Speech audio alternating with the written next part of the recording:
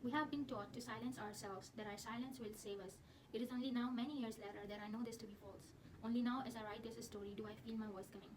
These are one of the starting lines of the books that I will be reviewing today. These lines alone could give you the idea of how this book is about the realities of tradition and culture, and also about breaking the cycle of oppression. So, these are few of the books that I have read recently, like On Palestine, The Alchemist, World Order, and Pakistan, a Hard Country, and finally A Woman is No Man. The reason that I decided to choose this book to review out of all of these is that as a woman myself, I could personally relate to some of the discrimination and challenges discussed in this book. And also growing up in Pakistan, I have witnessed as myself how patriarchal themes could influence our daily lives. So this story felt like a mirror to many of those realities. So let's dive into it. Assalamu alaikum, my name is Maryam Khan and I'm a student at Vikram University, and as a part of my world literature course today I will be reviewing a book. So first of all, it's not really possible to fit the entire novel's story into this tiny video, but to give you a brief overview, this story spans generation and is mainly about three Palestinian American women, Isra, Farida and Dia. Isra is a young woman who is forced into arranged marriage, and because of that marriage she has to move from Palestine to Brooklyn, and while moving to Brooklyn she has all these expectations and uh, she has all this expectation about the new life she will be living. But once he finally moves to the Brooklyn, she's met with the reality of her new existence, where she is stuck into this domineering household where she has this controlling mother-in-law called Farida and her husband Adam, who from whom she was expecting love and care, but instead she's met with abuse and indifference.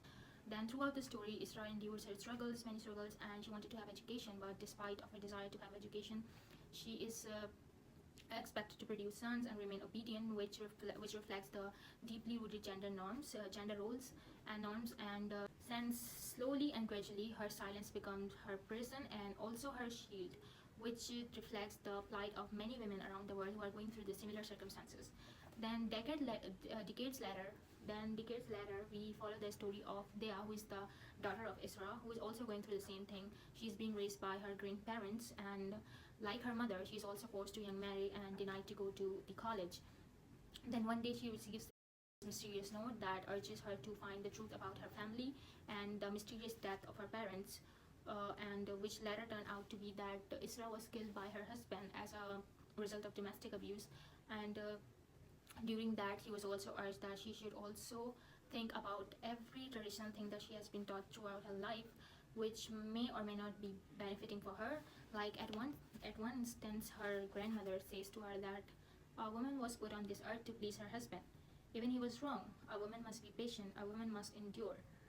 She believed that silence was the only way. It was safer to submit than to speak up. This book starts in 1990 and goes all the way to 2009, and by showing these alternating timelines between Isra and Dea, the book tries to show the generational cycle of silence and oppression. Then one of these quotes in the book that says that too often happy too often being happy means being passive or playing itself. There is no skill required in happiness, no strength of character, nothing extraordinary. It's discontent that drives creation the most. Revolutions don't come from a place of happiness. If anything, I think it's sadness or discontent at least. That's at the root of everything beautiful. Which represents that in order to reclaim our lives, there are some choices that women or anyone who want to get the hold of your lives must make in order to do that. It is not done by sitting in silence or by expecting others to do it for you. So this book paints a very vivid picture of the challenges faced by not only immigrant women but women all around the world, and when they are trying to balance their own personal life and tradition, and the cost of breaking free from deeply ingrained societal norms. What I really liked about this book was that the language was very simple and easy to read and follow, and also the topic discussed is very important and it is of a greater significance. But there are a few things that I would criticize about this book. The one thing is that the most of the characters felt very one-dimensional. There was little to no character developments for any of them except for Dia, who once decided to stood up to her grandmother and decided to pursue her college.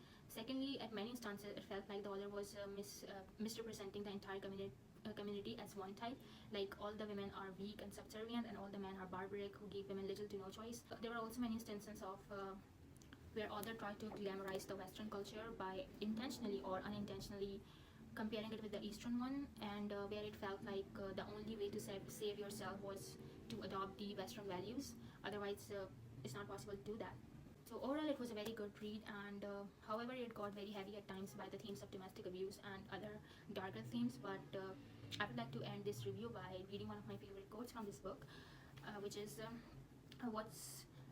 what's the point of being courageous? Courage will get you everywhere, so long as you believe in yourself and what you stand for. You don't know what your life will be like, and neither do I. The only thing I know for sure is that you alone are in control of your destiny, no one else. You have the power to make your life whatever you want it to be, and in order to do that, you have to find the courage to stand up for yourself, even if you are standing alone. Thank you very much.